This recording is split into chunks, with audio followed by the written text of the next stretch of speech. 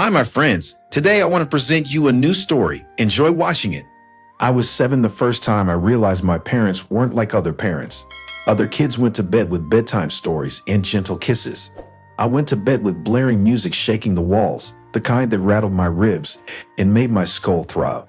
"Stay awake, Eric," my father Lincoln would command, his arms crossed as he leaned against the doorframe. "If you're tired, find a way to stay up. Life doesn't give you breaks." I tried, I really did. But my small body wasn't meant to function without rest. My head would bob, my eyelids too heavy to fight. Then came the punishment, a splash of cold water, a stinging slap to my calf. The music would go up louder. I'd wake up in shivers, my body trembling from exhaustion, the edges of my vision swimming with black spots. When I was 10, they introduced another lesson, hunger. "If you don't find a way to eat, you don't deserve to," my mother Amara would say coldly, shutting the fridge as I reached for food. At first, I thought they'd eventually give in, that it was a test, that by dinner time, they'd let me eat. They didn't. The first day, my stomach growled so hard it hurt. The second day, I learned that stale crackers from the neighbor's trash could be edible. The third day, I discovered a bakery threw out unsold bread at night. That lesson stayed with me. Survival isn't about pride. It's about knowing where to look. By 14, I had learned my lessons well, but nothing could prepare me for what happened next. It was late in the afternoon when my father's truck pulled onto the dirt road of a highway motel, one of those run-down places with flickering neon signs and cigarette-stained carpets. "This is where we part ways, Eric," Lincoln said, pulling the keys from the ignition. My mother sat in silence, staring out the window as if this wasn't happening. I laughed uneasily. "Good one." My father turned in his seat, his face impassive, not a joke. Panic clawed up my throat. "You're leaving me here. We've given you enough," Amara said. "Time to figure things out for yourself." I looked at them, at the people who were supposed to protect me, love me. I tried to find a hint of remorse in their eyes, something that suggested this was a cruel lesson, not a final decision. But all I saw was indifference. Lincoln tossed a crumpled $20 bill onto my lap. "That should be enough for a night," he said, opening his door. I scrambled, heart pounding. "Wait, where am I supposed to go? What am I supposed to do?" "Figure it out," my mother said, finally turning to me. "That's the point." I lunged for the door handle, but Lincoln grabbed my wrist in an iron grip. "No coming back," he warned. "We're done." And then they were gone. I stood there, watching the taillights disappear into the horizon, my breath coming in short, desperate bursts. I was alone. And this time, no one was coming to save me. The motel parking lot smelled of gasoline and damp asphalt. I stood frozen, the crumpled $20 bill digging into my palm. My parents were really gone. They had abandoned me like a stray dog by the side of the road. The motel's neon sign flickered above me, buzzing like an angry wasp. I stepped inside, my sneakers sticking to the grimy linoleum. The man behind the counter barely looked up from his newspaper. "Room's 20 a night," he muttered. I hesitated, fingers tightening around the bill. If I used it now, what would I do tomorrow? "Do you have a phone?" My voice cracked.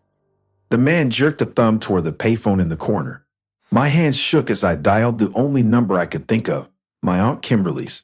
I hadn't seen her in years, not since she and my mother had a falling out, but I remembered she had once hugged me tight and whispered, "If you ever need me, call." The phone rang twice before a groggy voice answered. "Hello?"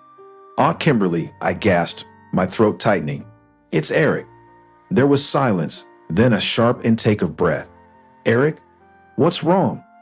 "They left me," I whispered, my voice trembling.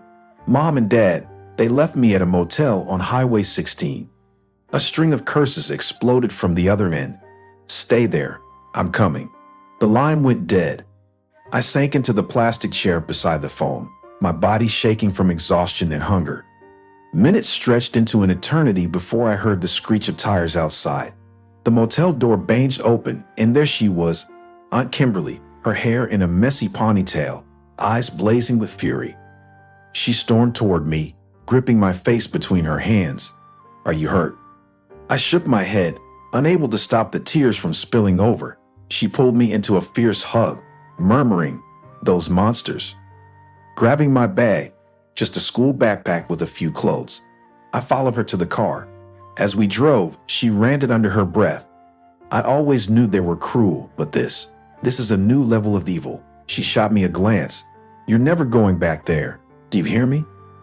I nodded, my throat too tight to speak. For the first time in my life, someone was on my side. By morning, Aunt Kimberly had already started the emancipation paperwork. My parents reported me missing, but she was ready for them. "Let them try to take you back," she muttered as we left the courthouse. Over my dead body.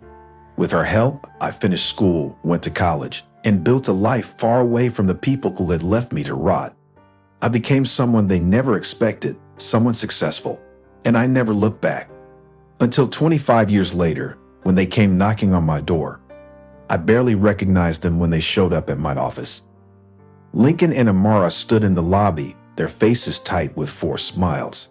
Age had softened their once commanding presence. Gray streaked my father's hair, and my mother's once proud posture had a slight stoop. But their eyes still held that cold calculation.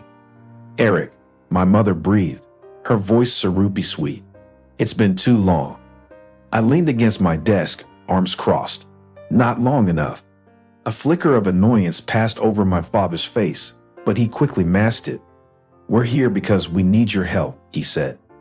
I said nothing. Let them squirm. "We've had some financial trouble," my mother continued, pressing a hand to her chest as if the weight of their misfortune was too much to bear. "The bank is taking our house. We could lose everything." A humorless chuckle escaped me. "Everything? You mean the house you raised me in? The one you abandoned me from?"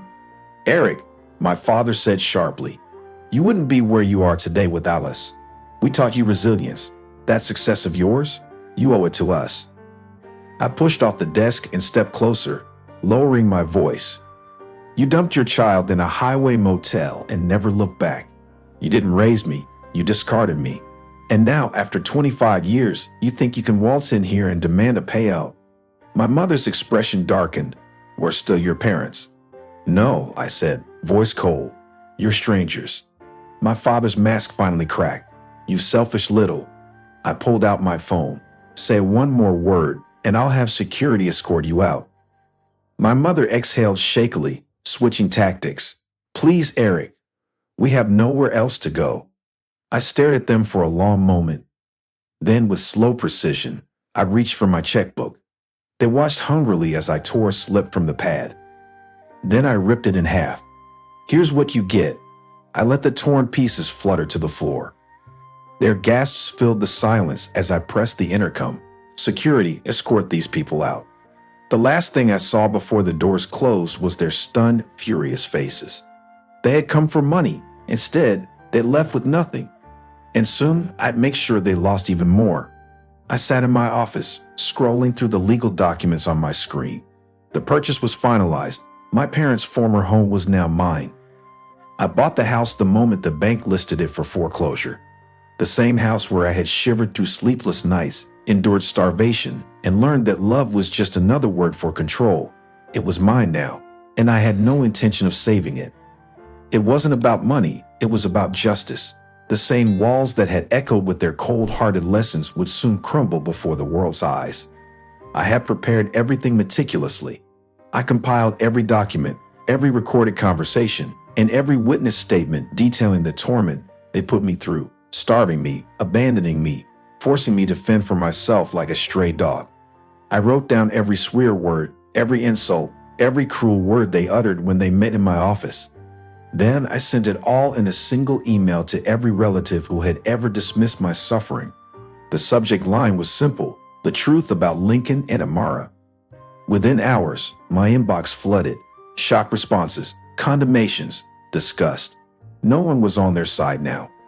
The final blow came when a well-known celebrity blogger picked up the story. Soon, headlines spread like wildfire. Self-made tech CEO destroys his abusive parents' legacy. News outlets swarmed, eager to capture the spectacle. And the demolition, that would be public. The office door burst open. Lincoln and Amara have once again invaded my office. their faces twisted with rage. "You planned this," my father growled. "You set us up." I met his glare with icy calm. "No, you did. The day you left me in that motel, you wrote the ending to your own story." My mother's voice trembled. We made mistakes, but this? Destroying our home in front of the whole world?" I turned my monitor to face them. The live feed from the demolition site showed a crowd gathered, journalists, bloggers, distant relatives who once turned a blind eye. The cameras zoomed in on the wrecking ball, poised for its first devastating strike. Their panic was instant. "Stop it!" my mother shrieked. "You have to stop it." "No, I don't." My voice was steady, unshaken. "You had your chance to make amends. Instead, you came here demanding more." I pressed a button on my keyboard. Outside, the machinery roared to life. Lincoln turned away from the screen, his breath ragged. "You're heartless," he whispered. "No," I said. "I just learned from the best." A thunderous crash rang through the speakers as the wrecking ball struck. The house, their house, collapsed in a cloud of dust and broken memories. The cameras caught it all. The world had seen the truth. And I walked away, leaving them to face what they had built, nothing. Friends, what do you think of this story? Write your opinion in the comments. Would you like more stories? Don't forget to subscribe and hit the bell button so you don't miss any videos. See you tomorrow.